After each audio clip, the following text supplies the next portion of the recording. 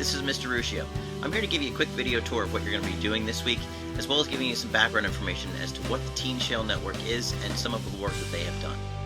So the Teen Shale Network is a group of high school students that have investigated the impact of natural gas drilling on some local waterways.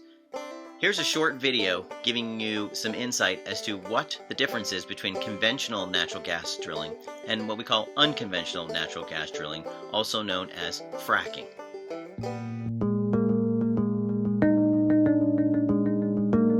Oil and natural gas companies traditionally focused on exploring and producing conventional oil and natural gas reservoirs, where oil and gas exist in reasonably high-quality reservoir rock. After extensive geological and geophysical analysis, these more difficult to predict and more isolated reservoirs are typically drilled straight down. Vertical exposure to the productive rock allows oil and/or gas to flow to the surface. However, a great deal of the oil and natural gas in North America, as well as in other parts of the world, is trapped in rock with small, often unconnected pores. These reservoirs are comprised of shales, or other low-quality rock types that contain vast amounts of oil and gas trapped deep beneath the Earth's surface. These shale formations, which are located throughout the United States, have historically been difficult to extract volumes from economically. Advances in horizontal drilling and hydraulic fracturing have now made production from these difficult reservoirs commercially viable. The risk of not finding the targeted reservoir and encountering oil and gas has also gone down dramatically. The process begins the same way, with a vertical wellbore. At depth, the well is turned horizontally and extended thousands of feet within the targeted reservoir. Horizontal drilling enables operators to drill multiple wells from one well site, thereby minimizing disturbance to the surface, while tapping productive rock as far as 2 miles horizontally away from the trajectory of a vertical well. The vertical section of the wellbore typically has 2 or 3 progressively smaller diameter layers of steel casing cemented into place to stabilize the well as it is being drilled to greater depths. These layers of casing and cement also serve as barriers between underground freshwater aquifers and the material that will eventually flow through the pipe to the Earth's surface. The cementing process at depths coincident with the aquifers, which are several thousands of feet above the targeted oil and gas reservoirs, is overseen by state regulatory officials. The horizontal well is also cased and cemented. Once drilling is completed, small charges are used to punch holes in the horizontal casing. There can be numerous sections of the casing that are strategically punctured with these small holes measuring fractions of an inch. Now it's time for hydraulic fracturing to commence. Fracturing uses water, sand, and a small percentage of additives that are pumped into the well at a very high pressure. The pressurized fluid pushing against the rock causes it to fracture, creating tiny microfractures throughout the rock in the vicinity of the horizontal well bore. After the fluid has effectively fractured the rock, fluid injection stops and the pressure inside the rock recedes. Sand is displaced into these small fractures and helps hold them open so oil, gas, and water can flow from the impermeable rock into the well bore. The network of newly created interconnected pore space allows the previously trapped oil and gas to flow to the surface. The combination of horizontal drilling and hydraulic fracturing has opened up massive resources of previously inaccessible domestic oil and natural gas. The pace of change within the industry has been profound, with more than 45,000 horizontal wells in operation in the U.S. as of the end of 2012, nearly 24 times that of 2003. This activity, in turn, is driving unprecedented domestic production opportunities.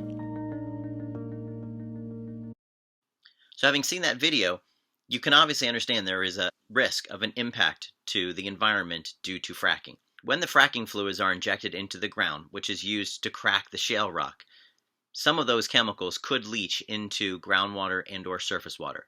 And since we don't necessarily know exactly what's in those chemicals, there is a risk that they could be toxic to humans and the environment. In addition, any particulates that are in that fracking fluid could also impact the waterways. Here's a map showing the Marcellus Shale Formation, very large shale formation beneath Pennsylvania. And you can see how deep it is based on the color. This is the rock layer where much of the natural gas is being extracted here in Pennsylvania. This is an image from the website called Frac Tracker, which monitors all the natural gas wells in Pennsylvania, as well as the violations that they have encountered. So back in 2013, a group of State High students began to monitor the water quality along Black Meshannon Creek to see if it was being contaminated by any natural gas drilling. This map will give you some insight as to where the Black Meshannon Creek is. Down here is State College in Boalsburg. Just north and west of there is where the Black Meshannon Creek is. Some of you may have even gone here to go swimming at the swimming area in Black Meshannon State Park. So this is Black Meshannon Creek. It runs approximately 18 miles from the park all the way into the Red Meshannon. So the students set up 3 monitoring sites along the Black Meshannon. One just to the north or downstream of the park, and then 2 further downstream. Now you may wonder why they picked these sites. Well, it turns out that there are some unconventional or fracking natural gas wells along the Black Meshannon, indicated by these yellow triangles.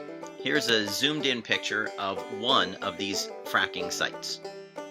So the students doing this research ended up raising money and presenting their research at scientific conferences and in various media outlets. In 2017, the students started a new project. They abandoned the Black Meshannon project and started to take a look at another waterway called Wallace Run. Just near Wallace Run, there is an orphaned well, a well that was drilled to extract natural gas, but now has been left abandoned. So this is an image of the orphaned well. It probably is nothing like what you would expect it to have looked like. That horseshoe-shaped hole in the ground is the well. Water is leaching out of that well and headed downstream into Grindstone Gap and then Wallace Run. So the students began monitoring this area to see if that orphaned well was having an impact on Wallace Run. This is a video showing the bacterial mats that formed as a result of the water flowing from the orphaned well downstream towards Grindstone Gap and Wallace Run.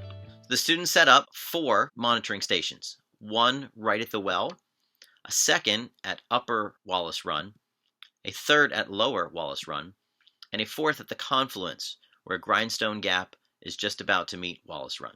So your goal is to determine if Black Meshannon Creek and or Wallace Run are being impacted by the drilling for natural gas. You're going to do this in 3 steps. First thing you're going to need to do is to get to know your water parameters in chemistry.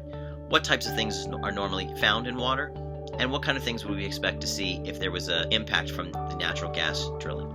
Secondly, you'll become familiar with the Black Meshannon sites and the data collected by the State High students and determine if Black Meshannon is being influenced by natural gas drilling. And then finally, you'll do something very similar for Wallace Run. You will take a look at the data that the State High students collected, and you will make a determination as to whether or not Wallace Run is being impacted by the orphaned well. Good luck!